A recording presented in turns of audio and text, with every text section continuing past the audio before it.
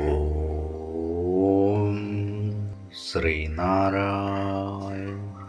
പരമഗുരവേ നമഃ. സുപ്രഭാതം. 1673 ദിവസമായ ഇന്ന് 2025 ഡിസംബർ മാസം 13 ശനിയാഴ്ച.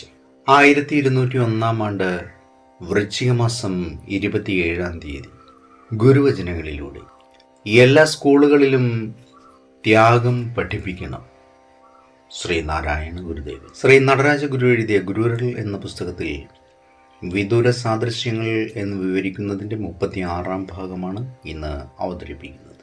അലക്സാണ്ട്രിയ, ആന്റിയോക്ക്, ഏഥൻസ്, റോമ എന്നീ പാശ്ചാത്യ നഗരങ്ങളെ പ്രാചീന കേരളവുമായി ബന്ധിപ്പിച്ചിരുന്ന മധുരമസാല ശൃംഖലയെ ഒരു പുതുജീവൻ നൽകി കാണാൻ ആർക്കെങ്കിലും കഴിഞ്ഞാൽ ഗുരുവരളിലെയും അതിലെ വിദൂര സാദൃശ്യങ്ങളെയും സംബന്ധിക്കുന്ന പല കടങ്കഥകളുടെയും കുരുക്കഴിയുകയും അപ്രതീക്ഷിതമായ രീതിയിൽ പല സംശയങ്ങളും നിവാരണം ചെയ്യപ്പെടുകയും ചെയ്യും എന്ന് വേണം കരുതാൻ.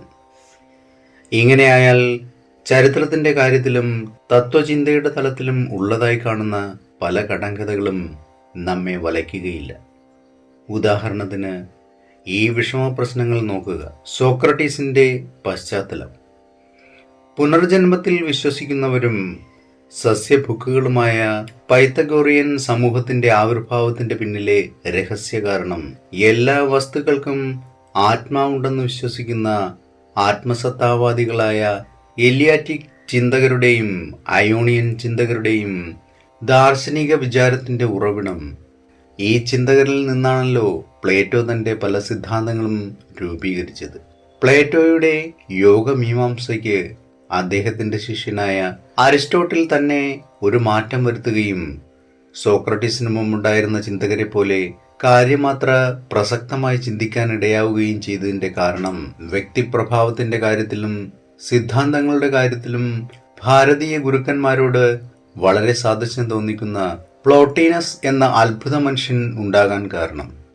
നിരവധി നദീപ്രവാഹങ്ങൾ അനന്തവിസ്തൃതമായ ശാന്തസമുദ്രത്തിൽ വന്നണയുന്നത് പോലെ കിഴക്കൻ മെഡിറ്ററേനിയൻ പ്രദേശത്തെ ചിന്താസരിത്തുകളെല്ലാം പ്ലോട്ടീനസിൽ വന്ന് സന്ധിക്കുന്നതായാണല്ലോ കാണുന്നത്.